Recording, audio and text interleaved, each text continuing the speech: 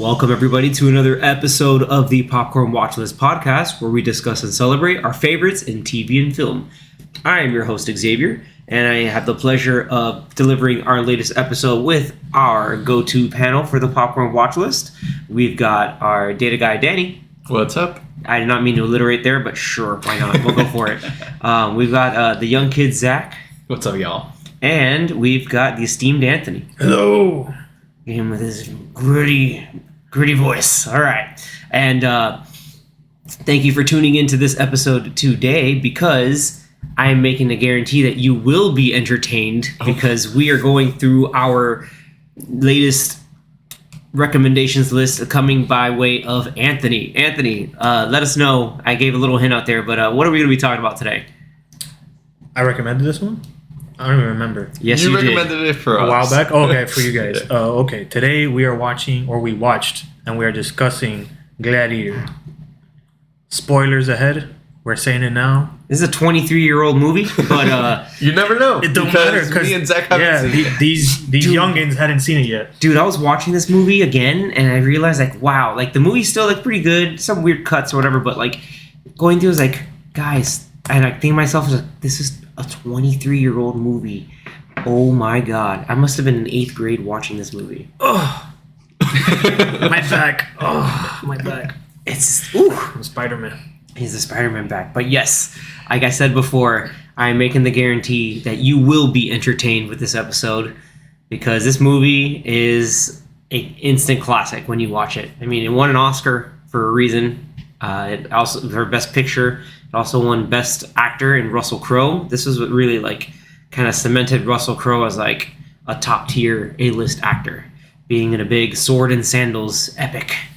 Danny, now we mentioned and got through our introduction, talking about this amazing movie. Give us some of the rundown with the quick data points. So things like box office, who's in the movie. Yeah, for sure. So we'll start off with the budget and box office real quick. So the budget was $103 million, and the box office at the end of the run was a whopping $500 million. $103 million for the time, for the year? Yeah, for free? And for how it looks. Yeah. It's great for... The CGI and like some of the kills. It's all real. No, most of it's all, like, even... Practical. Yeah. Yeah, like practical effects. Squibs. So you see the squib effect, like quick cuts of just like, hey, we're cutting through a model or a dummy. Especially, like, you know, some of the scenes where, like, I think when he like chops the head off and like yeah, some of that's those just other like the cut in there. You're like, Yeah, ooh. that was real. Or when that girl just got chopped in half. in that ring fight. Yeah. Mm-hmm. Yeah, Ooh, right. that was The only thing that wild. was CGI were just all the backdrop stuff, like Yeah, but it's still, like, Yes, a lot of the That city looked pretty backdrops solid. and stuff behind the Coliseum. Yeah, they had to green screen it, but still looks good. And, you know, it's a tricky shoot, but they did it. They did it. Going right That's into a it. good turnout. $500 million. Yeah, dude. It you know, For a rated R movie?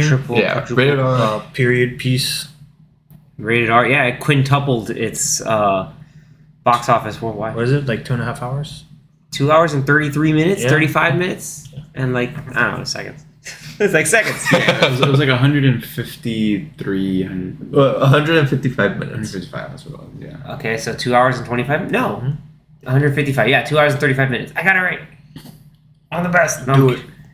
But yeah, man, we already mentioned Russell Crowe, but go down the list. It won man. 5 Oscars, Ooh, by the way. some other the production value stuff, It right? won Best Actor, Russell Crowe, Best Picture, Best Visual Effects, There we go. Best Costume Design, and Best Sound Mixing.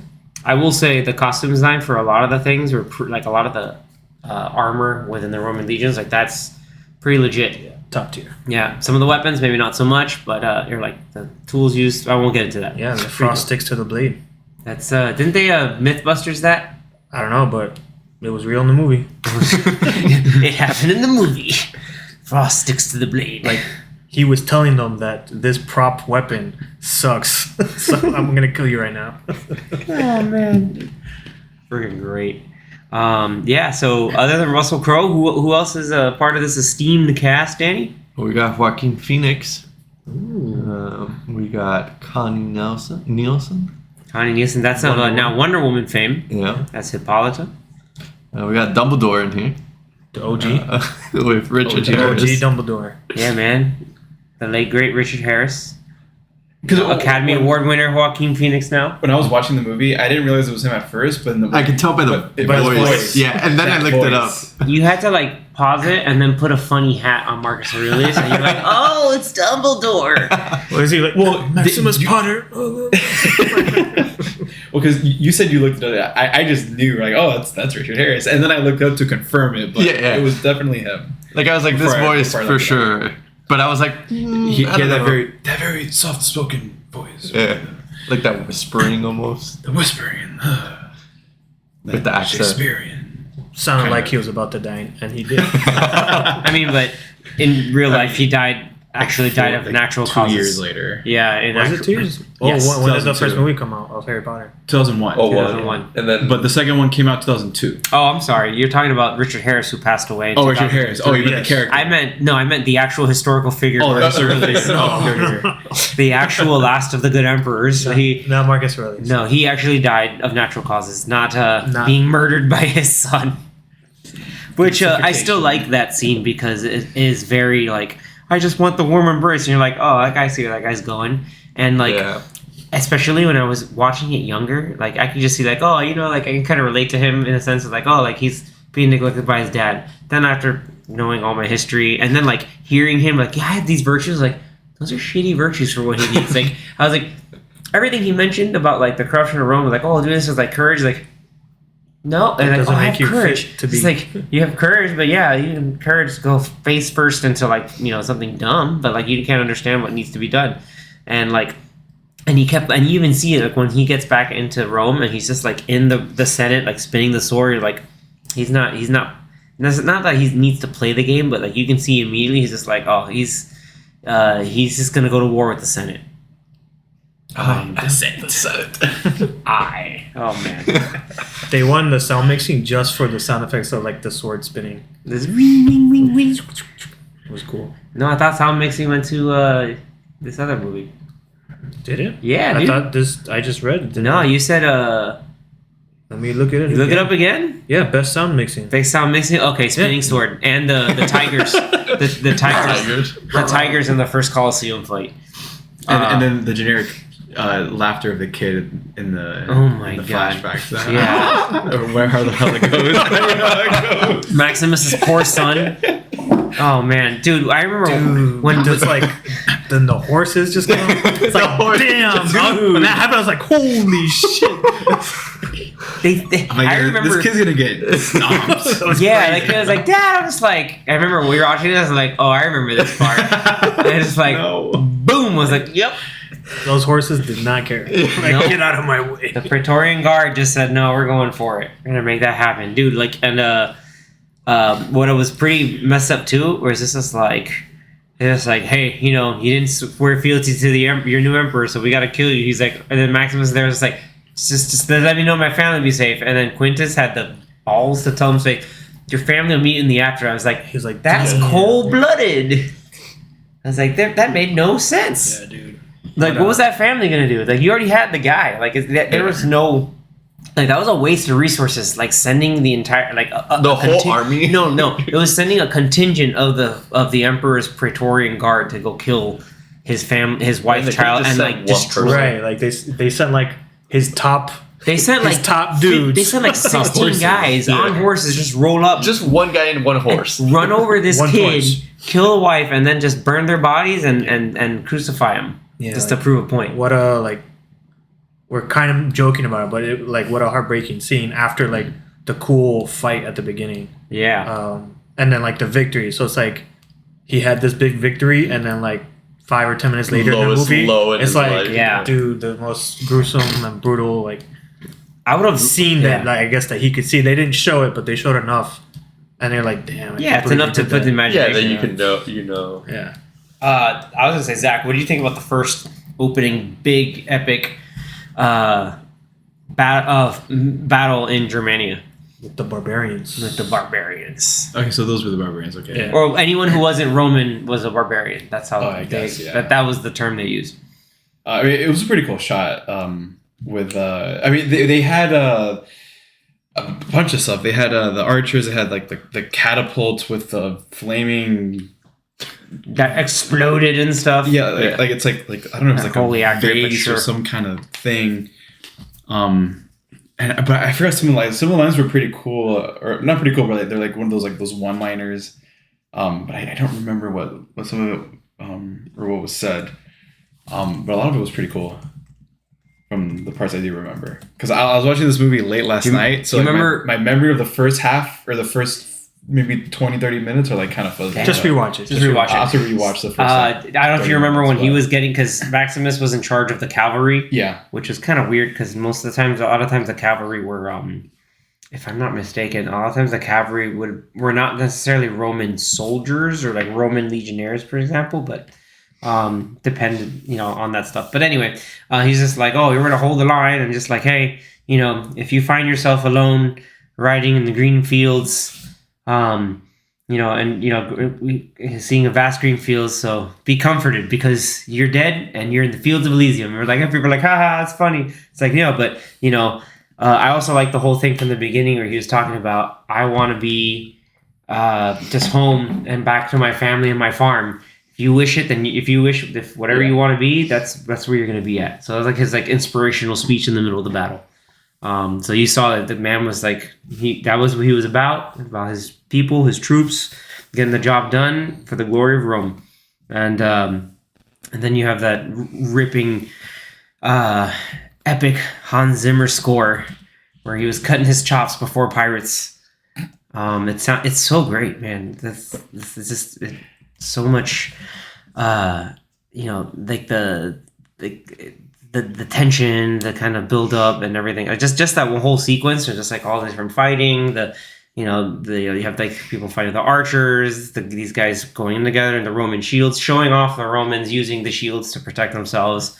I kind of wish they would have shown more of I forget the name of their spears, but like they had a really cool. I won't give you the history lesson, but those spears are pretty cool because it's a cool little ingenious engineering thing they put into them. But it was pretty dope. Like you had like the one barbarian chieftain that was like, I'm so awesome, and then like all the Romans like, nah, you're dead. Just stop. Like I need you to stop trying to kill my guys. Stabbed like a couple times. He got stabbed like 8 times by 4 people. It's like we need to show that this guy's dead. Yeah, that was freaking hilarious. Oh yeah, there were pilums. I thought they were. I don't know if they threw the pilum or they just shot arrows, but like the Roman throwing spear had a engineered like hollow piece at the very end where it touches the wooden shaft, where if it pierced through like a shield or even like armor, it would just kind of like bend it so that it would bend from the heaviness of the wood, so that then if you were using a shield and it broke through the shield, it would weigh you down, and you're just like, oh, this shield is now useless, and I'm now screwed because I have no protection. Yeah, Roman military history is actually really freaking cool. Battle scenes usually are better once they introduce bunch of guards shooting arrows that are on fire. So it's always cool. Oh yeah, there was that one barbarian guy who was just straight up on fire and trying to fight Maximus. He was still swinging. He was like, I'm on fire. There was like, no, hey buddy, you're dead. Stop. And it was cool. There's a whole sequence to show like his command skills and also his battle prowess. As like, hey, I'm a guy who's gonna get in there with my people, get my hands dirty, fight the good fight, and call it a day. Yeah, the whole scene was cool, and it established, even from the beginning afterwards, it established the whole, like, you had Commodus talking like, oh, we worry about the senators, they're just doing their thing. And then, the senators like, oh, you could be in politics too, Maximus. And you can see his face is just like, please don't. I just want to go home.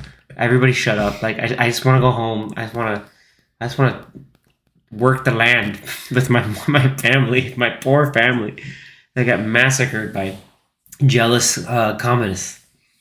I don't know, like from there we get to the whole like gladiatorial stuff, the political intrigue. Like what were some of the like I guess standout scenes for you guys? Anthony could be like the whole movie, the whole movie stand out. The whole thing is one. Zach and Danny, you this was the first time you guys saw this movie. I want to hear what you guys have. I mean, one of my favorite moments was when he reveals himself and gives that awesome speech. And just seeing like Joaquin Phoenix's face when he reveals himself was like, okay, it's gonna go down.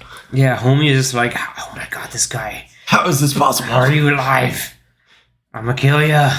Dude, that was freaking cool. Like I knew that, like I've heard the speech before and I knew it was from this movie. I just hadn't seen it in the context. Yeah. So it was pretty cool to see how impactful that speech was. Freaking husband to a murdered wife, father to a murdered son. I was like, damn. Yeah.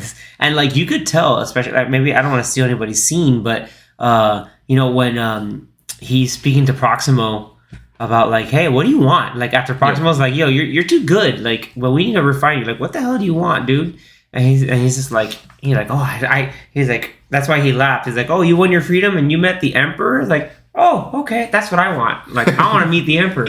I want to show him something they've never seen before. I was like, oh, he's already scheming. Like, you could see he's like, he had it all planned out. Oh yeah, it's like it's gonna happen. This guy's gonna get it. He's gonna get he's gonna get got good. Yeah, that was a really cool part. But yeah, like, but then like the part that kind of like screwed up his plan was when the kid came with him. Yeah, that part. He's just like ready. He had like the dagger knife thing. Yeah, he had it ready. It's just like, but then I think it was just like a tip of a spear. Yeah, which would have been enough to kill him. And he's like, screw it. So he was like, I'm not going to do it here with the kid. With this kid. Yeah, it's like a surrogate nephew for him because like Lucilla, like they were always like really kind of close. Lucilla being Commodus' sister. But didn't they imply that they had a thing when they were younger? Or? Possibly, and then she was like, "Yeah, that was weird. Let me do it again." And then Commodus, obviously being Commodus in the movie, was just like, "No, I'm emperor because I love my sister. I want to be emperor. I can kind of yeah." Joaquin Phoenix, by the way, played this role like masterclass. Like him. He like just the perfect like person you just really want to hate. Yeah. But you can tell, like you can see from his ambition and his intentions, just like, like I wanna give the people what they want so that they love me because my dad didn't love me and no one loved me and I'm just like you can get it. you just get it. And it was a great way, well written but also well portrayed too. It was really, really good. Go on. So the main scene after that first battle, that was really good. Yeah. I mean that battle itself, like it's supposed to be the whole idea. Like I loved it because it was like, oh, we're recreating the Battle of Zama, or like the barbarians from Carthage. I think the guy with the Roman general Scipio Africanus is like, oh, they final battle against Hannibal, the same guy who took the elephants over the Alps, and. It was cool because then the whole thing where like you have Maximus like, no, we're gonna lead everybody, we're gonna try to do what we gotta do to survive, and it, like oops, we rewrote history. That was that, and it was just like, and then even Commodus is like, hey, I'm pretty skivvy on my history, but I'm pretty sure we won that fight. What's going on here? Like that's why he's like so impressed with everybody. He's like, man, who is these guys? These guys are great. You are the Spaniard. And it was cool that I like how he showed his leadership, and it was pretty much like, hey, we got to stick together. And he pretty much had them do like the kind of like the phalanx, and like had everybody like go down with the shields to block the chariot and everything like that. You remember that one guy who tried to run away? He got one guy died, and then they were like, okay, we got to work together. That one guy was like, I'm gonna whatever. It's just like, you see that guy getting murdered in the corner? Don't do that. Don't do that. Like, yes, sir. And then again with that Hans Zimmer music, it was just bum, bum, bum, bum, bum, bum, bum, bum, bum. It's perfect. It encapsulated that whole battle. The Barbarian Horde song. Look it up. It's awesome. It is. It's an instant classic. That Barbarian Horde, dude. The guy with the eyebrows. I don't remember his name. It's just like he has such a ridiculous voice, dude, and his look was insane. Yeah, he had a wig. Yeah, that was the whole idea. Didn't he have like every time they showed him? Didn't he have a different wig? Yes, and I think he had different style of eyebrows. I think that was part of the wig. Yes, that's correct. Oh, the eyebrows were also. Yeah, they were painted on. They were crazy. They were crazy painted on. I don't know what's going on there. Yeah, dude. Like what else? Oh man, like after, dude, you know what scene always freaks me out? Like it's not so much the brutal the brutal scene of Maximus' son getting just annihilated by a horse.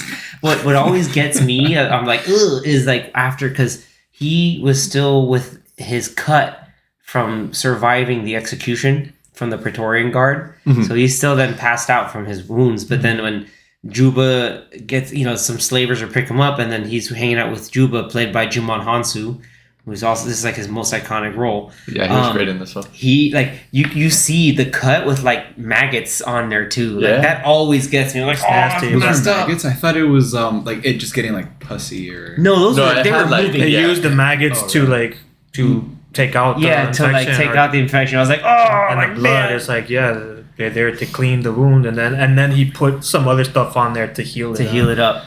Yeah, nasty. I watched it with family. Like, a lot of my family are like in the medical profession, and they're like, "Whoa!" But yeah, that works. Like, ooh, like those stitches were not done well. No, definitely not. No, like there's so many little things about this movie that I just freaking love. Juba had a great line. Man, he has multiple times.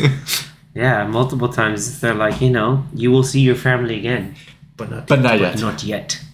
It's freaking great. Also, Hagen, the guy who was like training all the new gladiators, a really big German dude. Big dude. That guy was the shit. I don't have to curse, but that guy was so cool. I was so bummed out when they were trying to like lead the breakout because the Praetorian Guard was gonna like try to jump him at night. Arrowed him. They arrowed him like 18 times, and he was still like fighting. He went down like a champ, but he did it for his buddies. But damn, dude, like I was like, no, like this is terrible. But also, side note, I was watching Guardians 3 the other day, and spoiler alert, but in one of the scenes with Rocket talking with Lila, where Rocket goes like, "Oh, can I join you guys?" Yeah. Lila like slowly goes up and says like, "Yeah, but not yet." Yeah. And I was like, "Oh, you'll be well, the sky's so blue. Come with us, but not yet." Yeah. I remember watching that when she said that the first time that movie came out. I was just like, "Ha, Gladiator." Anytime someone says, Jimon Hansu was in the first Guardians. That's right. Yeah. It's all connected. That's right. In a multiverse. In a multiverse of things. In a multiverse of Jimon Hansu. The Jimon Hansu verse. I love the character of Proximo because he is like, obviously it's a dramatic effect, but that's actually something that legitimately happened in during the Roman Empire. Like people who were gladiators, like that was what was given when you earned your freedom. You were given a wooden sword to commemorate, and then you became, basically become an official part of like Roman society. And that was cool. And like again, like the character of Proximo like was so like it was just so well done. Like Oliver Reed, basically like classic actor. I think he passed away like in the middle of the movie being filmed. Yeah, I don't think. Yeah, I did read that. I remember hearing that it wasn't him in the scene that he dies in the movie. Correct. That it was somebody else. Yeah. Interesting. That they had to use like a body double for like when the soldiers came and. That is correct. Yeah, he unexpectedly died. Yeah. Dude, it was but yeah, like he was such a cool character. He's such a cool character. Like just the whole fun is like, yeah, you know why I was cool in the Colosseum? It's not because I killed efficiently or quickly. It's because I made them love me. And like his whole speech to Maximus about what do you want, Spaniard? Like, hey, you can be one of the greatest. See, you've been around, but you've never been to Rome. And that was a thing too, because even Marcus Aurelius was like, "Yo, you've never been to Rome. Like, you don't you're fighting for this, but you've never been to the heart, and the heart right now is decaying. And I want you to bring back the idea of the Republic, or of what it was originally, the Republic." And like, you also have someone else in like a secondary kind of like authority figure in Proximo saying like, "You need to go to Rome. Like, you need to see like what it's really about." But from a different vantage point. And his whole speech of trying to figure out what Maximus wants was so great. It's like, it's like hearing the crowd silent just before your killing blow, and then like a storm, they all cheer, 50,000 Romans, and like it was like he was reliving it as he exactly was like it was like you could see it in his eyes and his acting, like dude, it was so good. I was like, you was like, damn, like, and you're in there too, like you're bought in. And then the topper is win the crowd, win your freedom. Yeah, win the crowd, win your freedom. Yeah. Got this. There were so many there's so many of those little lines that I'm watching your movie. It was like there's points where I was like reciting them alongside it because like there it is. Yeah, just like they're good like one-liners or like short little quotes, but they like hit so well. Yep. I also thought I got a lot of airtime here, folks. You gotta stop me. But I loved how, remember the beginning before the battle. He'd walk around and all the soldiers would be like, General. The beginning. Okay. You see all the he's walking between the lines and they're all saluting him as a general. And then so when he goes to that other fight, when he fights like 4 different gladiators by himself, like he just goes in there and like he's like, oh, I'm gonna take care of this myself. Like they're all there like Spaniard, like they're doing the same thing. That was like a cool like juxtaposition. Like, look, this man, he's in charge wherever he goes. Also, what was really neat too is like, again, he had to disguise who he was because remember when Proximo was like, oh, you're gonna sell me some people, and he goes in and he's like, this guy's a deserter, like this guy's trash, he's like infested, he's about to die. You have a random Nubian hunter, he's like, oh, what are you, a hunter? And the guy's like, shut up, like he's gonna want more money now because he used to hunt. And like, but like he saw him like just with flint, like trying to just carve off the tattoo. Yeah. That was a cool little touch too. I think that would, how it hurt. Yeah. He didn't care. He was living like at that point in your life. Yeah, he's just like he's living off of rage and anger. Numb to physical pain. Pretty much. You saw when they were like testing them out, and like Hagen's just hitting him with the wooden sword, and he's just like like whatever, like like, I don't care. Like I've dealt worse. Yeah, he's like, I've dealt with worse, and then Hagen's like, okay, and Proximo's like, no, hang out, don't damage the goods too much. The scene where they roll up to the Colosseum, very cool, a very iconic shot because I mean it was CGI obviously because you can't shoot a real full Colosseum because it doesn't look like that anymore. But just him looking up and seeing how massive it is, and then you hearing the crowds from the outside before they even get in, and then like the anticipation, like as you're getting to. And then even anticipation before like the battle of just like you hearing the stomps, the cheers, the screams, like it was pretty nuts. And then which scene was it where like while they were waiting, the dude was like pissing his pants because he was so nervous? That was the first fight in the province that he found himself in after. Wasn't that the guy? And isn't that the guy that like got the beginning by the mace? The dude just like swinging the mace. No, that's a different guy. Okay. That was a different guy. He just gets out, he just goes, bah! His face is gone. I was like, damn! But that was really cool because, like, so, like, it showed one of the guards is, like, real stakes. The camera's kind of, like, with the gladiators, like, behind the gate. And then you just see, like, the light shifting because it's the mace constantly swinging while the guy's just, like, preparing for the door to open. And then door opens, the guy runs out, smacks him right in the face, like, damn. Yeah. So give you a little. He could have avoided that. Yeah. So give you a little historical context. So like where they were is basically it is a Zucabar. It's kind of like near the Mediterranean, but it's in what's now known as Algeria. So it's like in the northern part of it. And so basically slavers took him, they put him in there, and that was the first fight.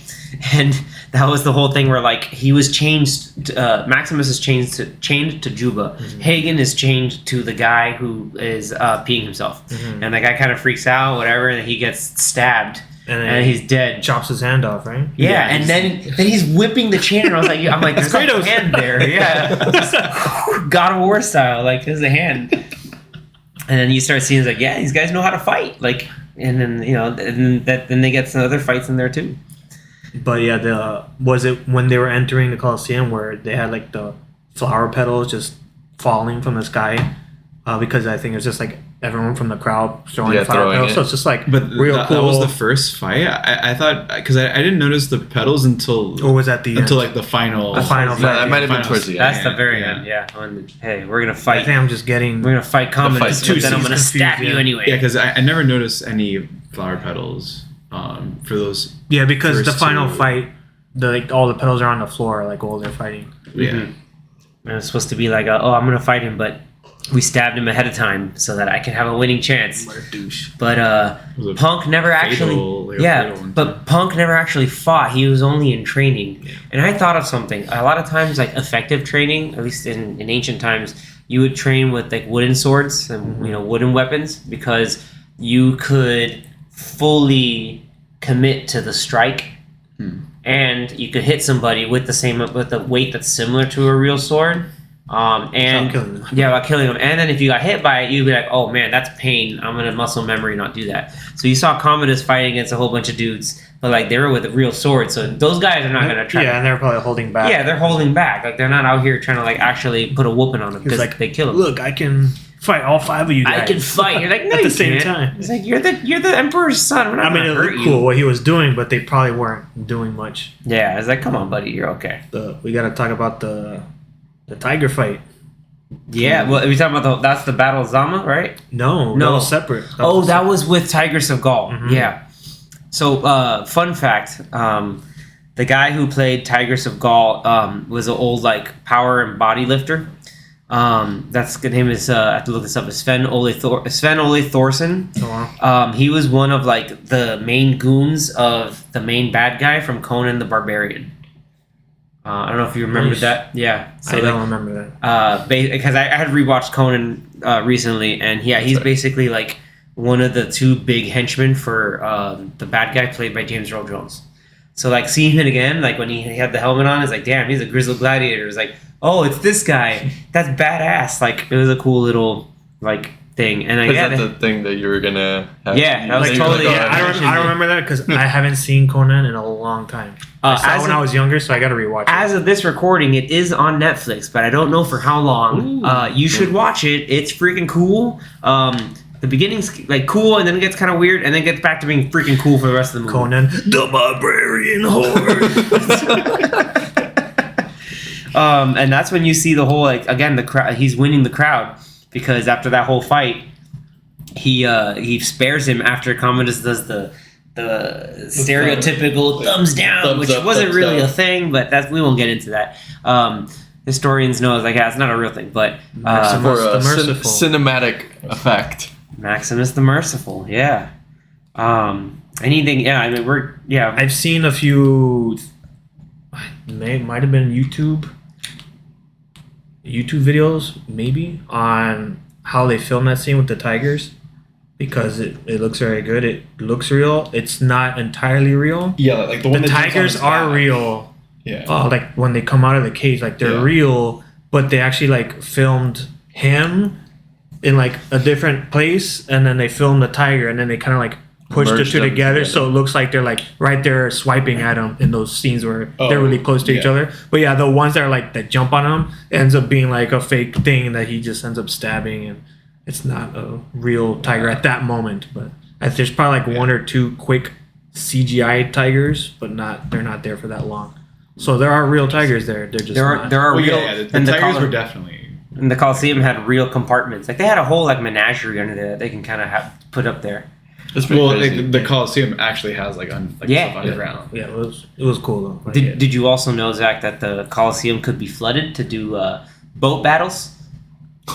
That was actually a thing. Interesting. It was tiny boats. no, like mini triremes and battleship. other stuff like they reenacted Battleship. sunk my cruiser. So it's actually What do you game need, kind son? Oh god. Oh god. Don't watch that movie. Imagine playing an ancient version of Thunderstruck while they're doing a Coliseum battle. And then that guy announces it, Thunder! Like, The God of Thunder himself. we're fusing too many things here. Don't watch the Battleship movie with Liam Neeson. I mean, watch it if you want to just see some ridiculousness and Rihanna yelling, "What the hell is that?" Okay, so the one with Brianna. Okay. 'Cause Yeah. I don't Remember, remember Liam Neeson's only at the So beginning. that's It's not a Liam Neeson movie, Oh, but okay. he's I was like, he's only I at the didn't know beginning. he was of it. in Just Taylor Kitsch. Yeah, it's Taylor Kish. Yeah, and Rihanna's Tadanobu in it. Asano. Why do I remember Tadanobu Asano in this movie? I don't know. Because that's one of the weirdest things that stuck to me. Wasn't the movie about aliens? Yeah. Yes. Some weird thing like. And they play Battleship at one point in the movie. They actually play Battleship like on their computers. It's like they show the whole grid. At first, you're like, are they gonna do it? And you think like this might be cool, but then it ends up not being cool, and then you're like, oh boy. God. Like they attempted it, and then it was like, no, this isn't working. The CGI in this movie is pretty good. Why did they waste money on this movie? But money was not wasted on Gladiator because this movie is freaking awesome. Also, like the whole fact that like there's the whole like the political intrigue, and then like Commodus trying to like kind of one up because apparently people in the Senate and even Cicero, who's still alive, is like, hey, the soldiers, they still think you're the bomb. Mm-hmm. They know you're alive now. There's talk that they can kind of take it over for Commodus. And then Maximus like, damn, can I actually do this and like get away clean and enact the change that Marcus Aurelius wanted me to enact. Unfortunately, Commodus had some other plans because somebody done tipped him. It's pretty messed up. A little birdie told him, and then he kind of takes his nephew hostage. He kind of does. And and that whole scene where he tells subtly, the story. Subtly and like a little bit, telling the story, and like his sister is there, and he's pretty much talking about her, like that she betrayed him and all that. It really hurt. Made her so sad. You're like, oh no, he's doing the thing. And then so she's got to tell him, and then poor Cicero freaking gets gets hung. Yes, poor Cicero gets hung. You have he got hung, and I think they also threw arrows at him. Yeah, it was like he got hung with a couple arrows in his chest. Yeah, dude, the Praetorian Guard were just assholes this whole movie. Like those are the guys in black. It was like those unnecessary those triple deaths. Yeah, I was like, man, that's messed up. Oh, you know who triple died? We didn't talk about like the most iconic scene in the movie. I mean, I kind of mentioned in the beginning, but before his talk with Proximo, Maximus, when he just went in there and just like housed those 4 gladiators, like they were all waiting like idiots because they're like, who's this guy like just rolling up as one person, and he proceeds to maul all of them, like the final big cow guy. Remember, like cow guy, the guy who had the big bull head. He grabs the second gladius. Dude, that's the coolest kill. Like he stabs him in the chest. He stabs him in the chest again, and pulls the swords out, and then just I was gonna say he cuts his head off. And that's when we get the iconic line. Are you not entertained? And it's really funny to see the crowd and hear the crowd just completely silent. They're just kind of, in essence, like freaked out. I don't know if they're like shocked or confused. And then he throws the sword. Dude, I remember watching that. It seems like, someone could have just straight up died. And he like he's fed up and like mad at them. He throws the gladius at some dude's poor like stand. And he's like, oh my God, I'm gonna die. And then he's just there like, is that why you're here? Like, and then the whole crowd just erupts like, yeah, Matt, the Spaniard. Like they just start cheering for him. He's just like, I don't get these people. He just walks away confused and angry. I remember there was one, maybe it was early in the film, or maybe there, because you just said through the sword, and I just remember seeing the part where he throws a sword, and the sound effects of the sword swirling was so loud. Dude, I love when movies do that. Like if someone throws an axe or something, it's just boom, boom, boom. Like the air, like cutting. Yeah. That sound mixing. That's why it won the Oscar. That happened. Just all the sword effects. Didn't he also throw a sword in the box assassination? Like he threw a sword at this one dude. Like I think he was like going away or something. Like he chucked a sword and that guy just straight up died. Like I think it hit him in the back. I don't remember, but I can't remember exactly. I'm pretty sure there was multiple sword throws in this movie. And yeah, there was definitely more than one. Good. More sword throws, the better. Just chuck it. Not Nike, just do it. It's Gladius. Just chuck it. Yeah, and that's where afterwards, because of just like his like brutal non-showmanship like dispatching of those gladiators. That's where Proximo brings him in, and that's what, again, we get to the whole idea of like trying to figure out like what we're doing. That amazing speech, and again, Maximus's overall goal of like scoffing like, oh, you met Marcus Aurelius? Like, no, I said he touched me on the shoulder once. Like, I love how he says it, but like he's just like almost like insulted. He's like, I didn't say that. I just said he touched me on the shoulder once, and then I became free. Like, there's just so much conviction. Proximo is such a good character. Such a good character. We have to talk about the tiger scene, the tiger battle. Yeah, against the famed gladiator Tigress of Gaul. You have to say it like the announcer. Tigress of Gaul. that guy has the best voice. Like, and he didn't even have like a megaphone or anything. He just his voice carried throughout the. He has to project to listen to 50,000 people are yelling and cheering. And he's just like, Tigress of Gaul. I don't think that was the exact one. Whatever. Like that man can project. I think he only had 2 years left in that career. There's no way he can keep that up. That's why it's only 150 days and not like forever. Damn, dude. He has the pipes. He got the pipes. But yeah, like Anthony, good. That scene is also extremely memorable for a whole bunch of reasons. Like, again, Maximus is like fighting this dude. He's very experienced, but like you can tell he's also kind of reluctant. He's like, I don't have to fight this dude. Like, that guy's just being forced to do it as a political ploy because of Commodus. And at the same time, it's funny. You play into the whole idea of Tigress of Gaul. Like, wasn't his helmet like shaped like such a tiger? A cool helmet. Just flip up, flip down. Oh yeah, it was. He had like the pauldron and everything. And fun fact, and I watched this movie recently. The actor who plays Tigress is one of the henchmen from, not really henchmen, but like kind of like second in commands of the main bad guy in Conan the Barbarian. Oh, nice. Yeah. I did not remember that. You mean Conan you wanted to say something like he wants to be like the Conan of the Barbarian. Just wrong, completely wrong film, but right words. No, like he used to be like, I think either Danish or I think it was some Nordic like power lifter. But it was cool seeing him in now rewatching the movie, like, hey, he was in that movie too, and that guy was just, hey, you need to be a big dude to fight. You bring in Sven Ole Thorsen. I gotta rewatch that movie. I haven't seen it since I was a kid.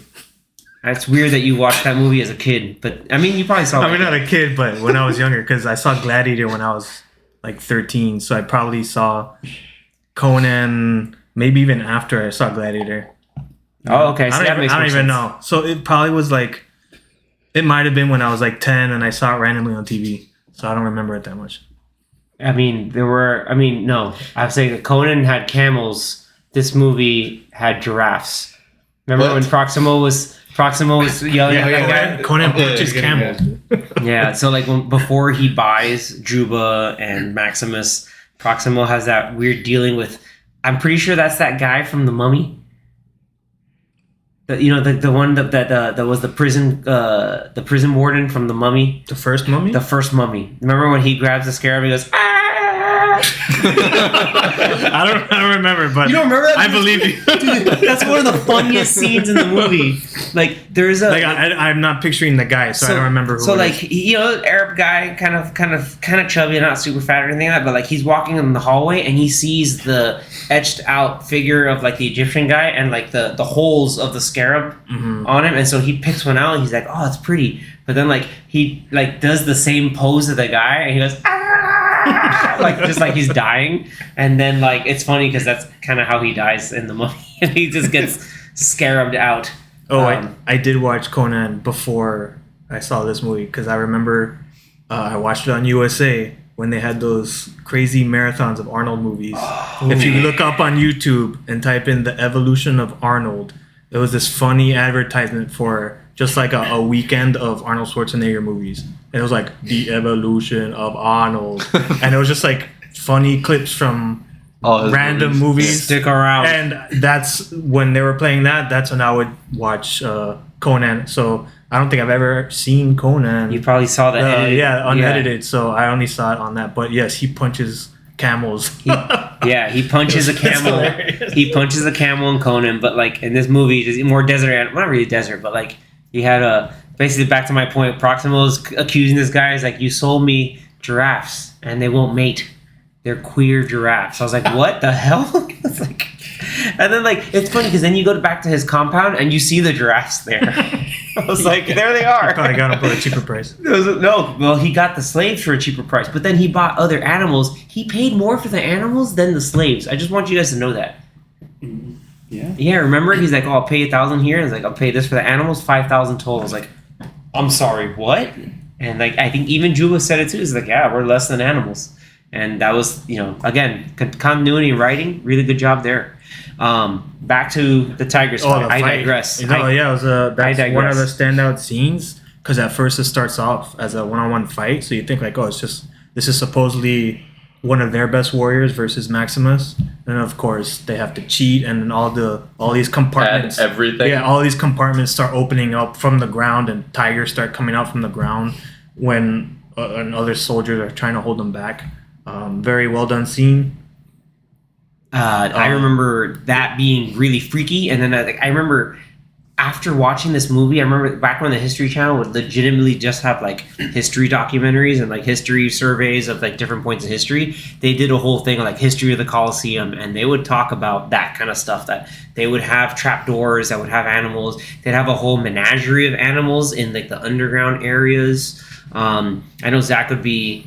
Is going to be really surprised at this fact, but did you know that the Colosseum could do a whole bunch of stuff? Like there's a whole lot of these different like features and everything. Like I know obviously you know about the underground like stuff under the main. Yeah, because I've seen because the way that the Colosseum is now, a lot of it is exposed. Yeah. And then there have been talks of like trying to renovate or do anything, but like I don't know. I think keeping it as it is. They should keep it as it is, but like I understand trying to like try to tamper or not tamper, but like if you renovate it too much, then you kind of take away from the historical aspect of it. But then it's also like that's what I was. It limits what you can do when you go to visit it. You know what I mean? Because you don't want dumb tourists to do stuff. You want like respectful tourists. But what's pretty wild too is that they would occasionally flood like to a certain level the actual Colosseum itself, so that they would actually like have naval battles. Like, could you like? And it was just like, they have naval battles, like kind of like back in ancient Greek warfare. You would have like basically two ships like fighting, like and kind of doing the whole thing. But then you would have like Marines on each ship try to board the ship. And so like Battleship. Like Battleship. God, I hate. Why does this movie always come up? Because the movie's so stupid, man. Damn it, Battleship with Liam Neeson. Don't watch Battleship. And they actually play Battleship. I like how you bring up Battleship gets brought up, and he goes Battleship with Liam Neeson. I was like, poor Taylor Kitsch. Like you just keep giving like Hollywood and everyone, even us. I guess now we're guilty of giving that dude the get shortchanging poor Taylor Kitsch. I mean, I like Taylor Kitsch, but. I don't know if he's as big of a name as Liam Neeson. So, for people, I don't know why. For people to not watch this movie, it's the Liam Neeson one. You can't marry my daughter. It's just like this weird forced accent. And Rihanna. And Rihanna. What the hell is that? Rihanna. Man, that movie's something else. But I'm pretty sure you had the Roman equivalent of old timer former gladiators on a boat saying, "What do you need, son?" And then, Hail Caesar. I don't know. They said something stupid. That fight's really cool, though, because the whole, like, effects and both the mix of practical and CG effects of the tigers. Mm-hmm. I remember watching that, I thought it was legitimately a tiger jumped on Russell Crowe, and then he had to, fight off a real-ass tiger. That's why he won an Oscar. Yeah. I mean, if you can beat a tiger, you win an Oscar. Dedication. But, yeah, it was like a mix of some CGI, some real tigers.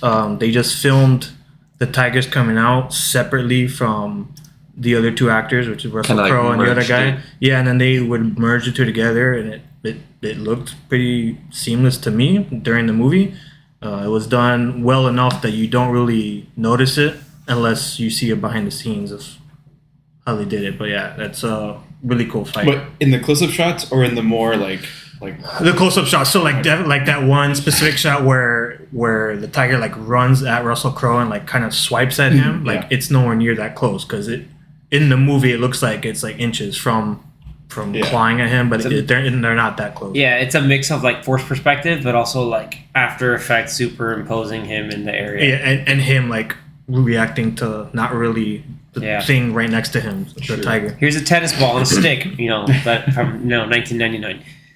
Damn, dude, they filmed it in 99. It came out in 2000. I can't, man. Yeah, man. And but the $100 million budget, and that movie looks really good. And for the time. Speaking of really good, like we're talking about, like we're talking about stand-up performances from Russell Crowe, Oliver Reed, Richard Harris, Connie Nielsen, but we got to talk more about Joaquin. No, it's Joaquin Phoenix. Before he was the Joker, he was or just Joker. Call me Joker. But yeah, before he won his Oscar for Joker, he was really close to winning an Oscar for this, because for being this kind of like, I don't want to say he's not really cookie cutter. Like, yeah, like he's obviously like the antagonist villain of the film, but like it was like weirdly like, yeah, this is a giant man child, but like it's also kind of relatable because like he still had that like grudge against the Senate. It's like, yeah, the Senate doesn't really do much, so we want Emperor to have ultimate control. But the way he went about it, pretty much, had unlimited power to control the Roman Empire. However, the homie's values and priorities were really skewed, to say the least. Especially considering he pretty much had a thing for his sister. Yeah, he had that couple scenes that were very creepy and awkward, and then he had that one memorable scene where he screams at her after he's talking about how everybody loves Maximus. Oh yeah, we have to talk. We glossed over the very end. Like he ends up beating up Tiger Samal, and Commodus does the, although historically inaccurate, very iconic thumbs down, because people thought, oh, emperors did the thumbs down and someone died. And so he did that thing. It's just like, get him. And Maximus, to stick it to Commodus, looked at him and said, hell no. Let poor tigers live. Yeah, let poor tigers live. And that's when the crowd starts cheering. Maximus the Merciful. Yeah, some guys goes, Maximus the Merciful. And people are like, hell yeah. And everybody just starts chanting. And then, of course, Commodus is like, oh, son of a bitch. You could just see, like, all the little bits of like seething jealousy in Commodus with like everything, and just like the whole like just the fact that, again, I've said it before, just the dude doesn't get it. Like this dude never just wasn't gonna get it, was never gonna get it, and like I can't tell if it's like, you can't say like in the case of the movie like Marcus Aurelius' fault, or is it just like this dude just did not understand the assignment. But then screaming at his sister like, am I not merciful? Like that's a pivotal scene, probably. That's like in his like chair throne room area, right? He's like, am I not merciful?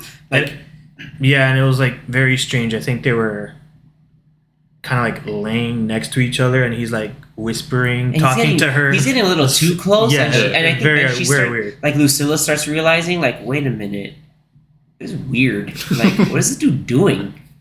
Yeah, and like, did they ever? I think they, because like Lucilla, like her, Lucius's father, I think, had died or something. I don't remember. I forgot how that came about. I don't remember either, but he probably killed him. He probably did. Wouldn't be surprised. Yeah, why not? But yeah, aside from the tiger fight, then of course the last fight at the end is, you get the epic conclusion. Iconic. The one-on-one battle between Maximus and Commodus. And this is after the whole failed botched, the whole plan that the Senate and some senators are trying to oust Commodus and put Maximus back in control because his former servant Cicero had informed him like, hey, the legions still support you. Mm-hmm. So they tried to do this whole thing, and it brought a lot of people close to Maximus to the point of the sword, unfortunately. And that was all because of that other freaky scene where Commodus basically has Lucius, his nephew, like in this whole like weird like, hey, we're getting really close, but trying to stick it to Lucilla and basically get out of her like, yeah, you're plotting against me, aren't you? He's like, and I already know it, and I already made a plan, and then everybody gets got. Yeah. And then they capture Maximus, Hagen, a bunch of the gladiators die. Like Hagen dies. They arrested the senator guy. Yeah, they were Gracchus, right? They arrested Gracchus because they couldn't just straight up kill Gracchus because, like, hey, you kill a senator, it's going to make you look really bad. Yeah. But, like, all the other conspirators, like, poor Cicero got hung and murdered with arrows. It was like, yeah, like, Anthony likes to say this, like, people double died. You might have triple died. Yeah, hanged and then a couple arrows. 3 arrows. Yeah, I was like, dude, this is messed up. Proximo dies. You forget the first, like, 40 minutes, but like... He's just like, I remember... Because I watched all of these this morning. He's like, when I was better rested. He woke up when he heard, am I not merciful? That's when he woke up. Whoa. Who screamed at me? He vividly remembers all the arrow hits, like if it were alerts from Lord of the Rings. Another Lord of the Rings reference. But anyway. If it was what from Lord of the Rings? The freaky Uruk-hai that, like, got shot... sorry, not alerts. Well, like, he didn't get hit with an arrow. I'm thinking of Boromir, who got shot by, like, 18 arrows. Oh, yeah. It was more like 3. Yeah. But yeah. Yeah, but those are the huge ones. Those are the massive ones. And they were poisoned, weren't they? I don't think so. Nah, dude. Or no, I'm confused. They were just with massive. Hobbit, like, that those were poisoned. Yeah. What was poisoned, though, was, after this whole failed attempt, and they do this whole, grudge match. Commodus versus Maximus, because Commodus needs to always look like he's the strongest and has the upper hand and is this, I need the adoration of the mob and the crowd because, you win the crowd, you win your freedom. But this dude just wants to win all the adoration because that's all he cares about, not running an empire.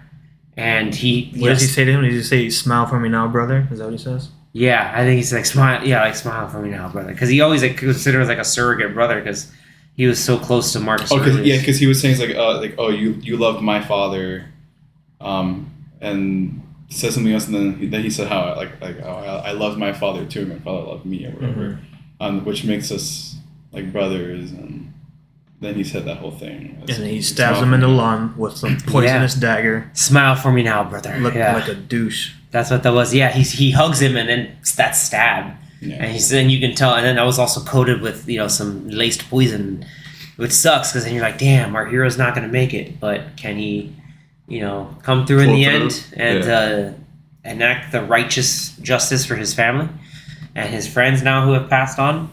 That seems really powerful too because we talk about the adoration of the crowd and the people.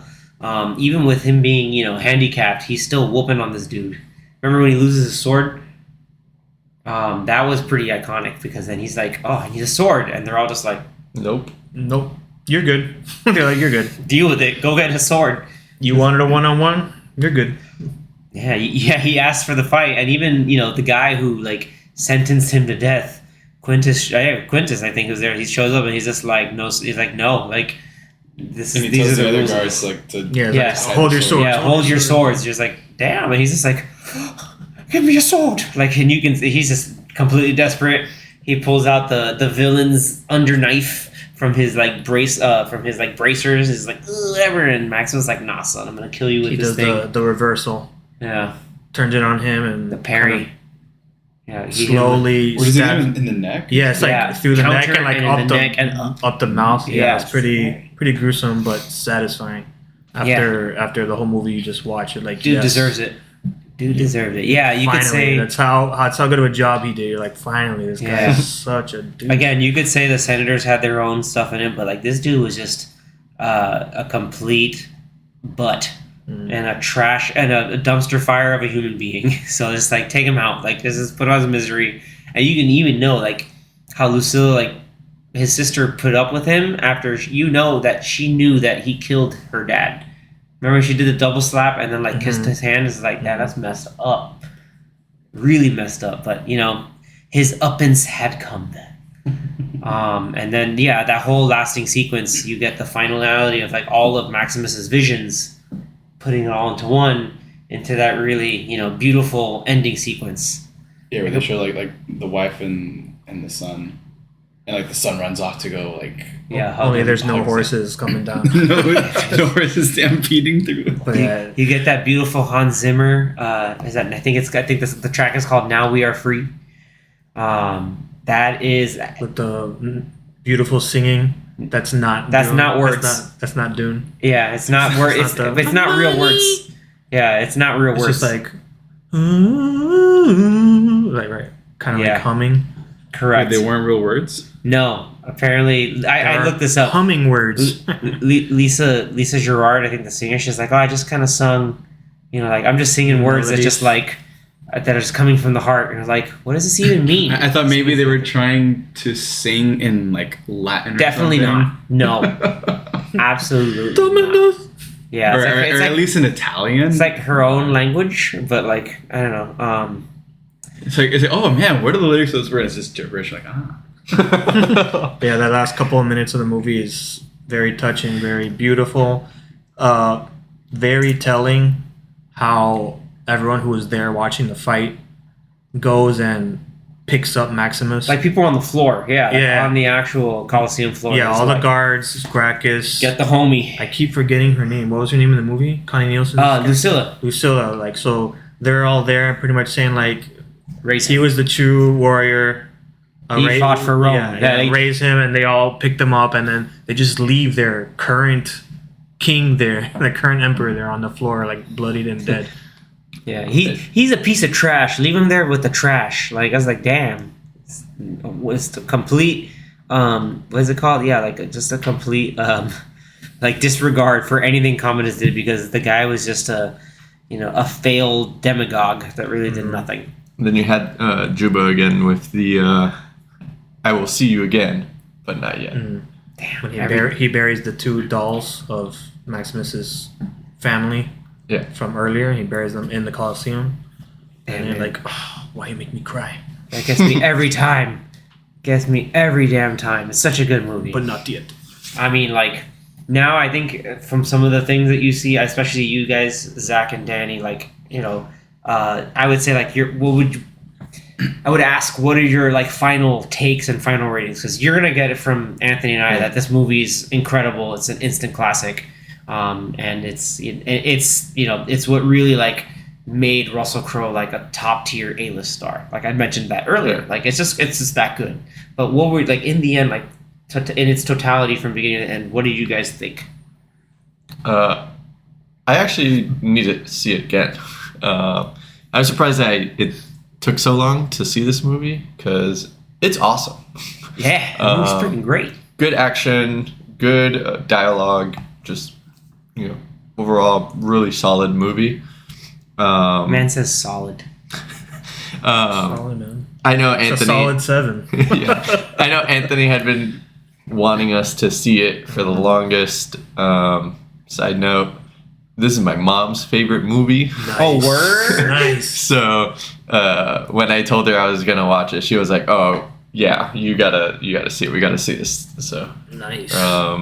Yeah. In terms of a score, I think I'm going to give it a 9 out of 10. All right. Yeah, I really enjoyed it. Yeah. 9 crazy eyebrows out of 10. How about you, Zach? For me, I mean, because I was watching like the first part of it very late last night that I was like really tired. I should definitely watch it again, especially like the first maybe hour or so. Because I did watch the director's cut, so it's a little bit longer. How long do you have it for? Because you paid for it, right? The rental? I have it for probably another 24 hours. Oi! Very but cool. I don't have. I'm not gonna have tonight. time. We'll just rewatch it.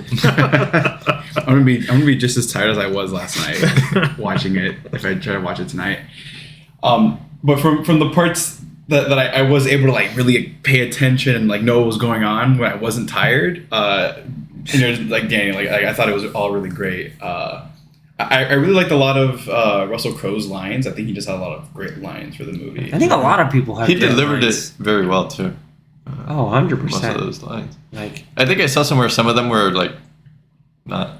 They were improvised, which is pretty cool. Oh, really? Like in the opening sequence, like when he said some quotes to the the soldiers, like to pump them up and get ready. Oh, yeah. That was was so that's Nice. pretty cool. Ooh, I didn't, honestly, yeah, you taught me something new. I didn't know that. gotta watch the commentary. Yeah. It was one of those at my signal unleash hell. That was always a fun one. That would be at cool. my signal unleash hell. Yeah, that was really, really cool. And I guess for me as a score, I think 8.5. 8.5? Cool. 8.5 just because, score. again, like my memory on the first part of the movie is like very... Just rewatch the movie. Soft 8.5 or a hard 8.5? As hard as a wooden rudis, the wooden sword that Proximo had. Yeah, I'm just going to be a nerd about this. I'm sorry. I think you should rewatch it again so you can be like Danny and give it a solid 9 I just need to watch out of 10. the first hour. Just watch the first whole movie again. Just wait till you get to the barbarian horde. Because you didn't remember that. Well, I think I didn't remember because was that part of what I watched last night? You didn't even remember what you watched. Because I don't remember where I cut it off at. I cut it off just past the I think just past the hour and a half mark. Oh yeah, that's like they just got to the Colosseum. They're looking up and like they're kind of like in their like I don't remember living quarters in Rome for that moment in time. Yeah. Like it was like just past the maybe like an hour 30, hour 35 mark. You needed to have had the right type of popcorn while you were watching. Yeah, you need to have the caffeine popcorn. That's pretty awesome. All right, so yeah, rewatch that and you'll give it a 9 out of 10. 8.5 for the time being. For the tentative 8.5. Pending. Pending. All right, well, speaking of pending, we'll pivot over to next week's episode. What are you gonna give the movie? What? We didn't review it. We don't need to review it. We already know it's like amazing. Like I'm giving this is an easy 9, like 9 out of 10. Okay. Like easy 9 out of 10. Like 9 wooden swords out of 10. That's my thing. Well, it's for me. It's a 10 out of 10. Ooh. I love this movie. Oh, he loves it. It's one of my favorite movies. It's like top 10 all time. Like Jurassic Park. Like those are some of my favorite movies. My older brother, when this movie came out in high school, we were talking about it earlier with Xavier that he was in the marching band and they were practicing and playing the songs of the soundtrack of this movie during football games. And it was awesome. So I constantly was hearing the soundtrack in my house, not only because it was good, but because my brother was practicing. And I also went to see this movie with my mom for Mother's Day that year when it came out in May. So it was weird because now I'm thinking about it, I'm like, so I went when I was 13 to watch this movie, and like my mom was like, yeah, sure, let's go, and we watched it, but she loved it, I loved it. I'm like, yeah, of course I loved it. I was 13. I'm like, this was so cool. It was violent and awesome. But watching it more and more as I've gotten older, it's just like, no, this movie's really good. The acting's great. Music is great. The cinematography is cool. I like all the action scenes, and it's just like, for me, it's one of those where it's like I don't really find any issues with this movie. I haven't paused it yet. That's why I haven't found any issues with it. I haven't seen that, but just maybe in the extended edition. No, I've seen the extended. Oh, okay. He's seen it already. There's nothing. I know that. I've seen it too. Like Zach said, like I don't remember seeing anything that you need to take like out. that they needed. Like if they took it out, I was like, oh, I didn't really care that they took it out. It was like some extra Marcus Aurelius stuff, I think, and like some other little things. But like, I know the funny facts. You mentioned to me earlier. You're talking about marching band. So that year that his brother was in marching band, I was a freshman in my school's marching band, and we were playing music from the first Mummy movie. Ooh. And I was like, yo, this is so cool. Like, and I remember being like, and then like we were playing music from the Mummy. I was like, dude, I love this movie. And then I'd watch Coral Reef go. I was like, yo, they're playing Gladiator, and like they would go out with like Gladiator, like they'd have like props and stuff that looked like the movies. Like, yo, that's badass. And then you would hear like the whole like Barbarian Horde song coming through while they're doing marching formations. Like, this is legit. And I was like, man, I'm doing cool stuff. Like, yeah, like I'm in a cool place where we're doing movie music and playing movie music. So that was really exciting. Yeah, the music is too good. It's Hans Zimmer. It's Hans Zimmer. It sounds very similar to what he does 3 years later. I mean, he did the main theme for the original Pirates of the Caribbean. He's a pirate. But 3 years or was it 5 years? It came out 2003. Oh, was it? Wow, 2003. Wow. Yeah. Yeah, Anthony and I just went to see a 20th anniversary of this movie. That's right. I don't know why I thought it was 2005. But be right back. I gotta go. Stretch my back. The movie's too good. The story is really good. It's a classic, revenge / justice tale. Really well done. One of my favorites. Go watch it. Amazon Prime. Or just buy it for $8 when it was on sale. That. Support it because this man got it stopped earning money a long time ago. Yeah, it's in Prime, but it's also like they have the extended cut. So if anyone's interested in watching that version, that's definitely one of those that will be in like whenever they do Prime Day or whenever they do Black Friday sales. I'm sure it'll go back to that price point if you want to buy the physical version of the movie. God of War? No, I wish. That's Greek. Not wrong. But yeah, enough. 10 out of 10 for me. So nice, very nice. All right, with that, next week, we want to buckle up, get in your racing chairs, grab your racing wheels, set up, because we're gonna go right into Gran Turismo. This is one that we've actually been really excited about, especially since we got race fans on our especially me. Yeah, on our Popcorn Watchlist panel, so they can get into the real nitty gritty on the racing. But I just remember playing the game, but I was really bad at it, for the record. But it's really cool. The game's okay. Forza's better, but whatever. You just never grew up. I guess we're not doing an episode of Gran Turismo. We're doing an episode of Forza. We should. We can't because we can't because there's no movie. The closest thing it got to a movie was a reference in Teenage Mutant Ninja Turtles. Well, Danny looked it up. Apparently, there was an animated thing. Yeah, it's an animated. That doesn't count. The Fast and Furious cast. It's not real. It's not real live action. You might as well just play that really bad PS3 or PS4. Is it a PS4? What are you talking about? Oh, PS4. Oh, it was PS4. No, you mean PS4 game that looked like a PS2 game? Yeah. Anyway, or the roller coaster that looks like a PS2 game.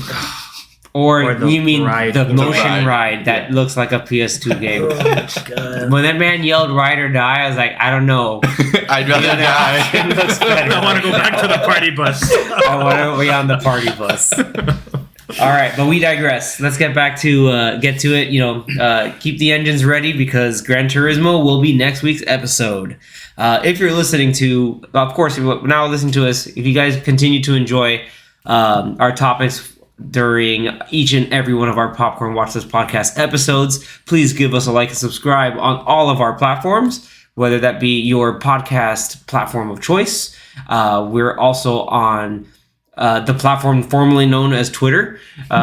We're on Threads and, of course, Instagram. So give us a like and YouTube. So, yes, I keep forgetting YouTube. But give us a like and subscribe for more of the fun, down-to-earth, but fun technical commentary that we got going on, guys. So, once again, thank you so much for tuning in.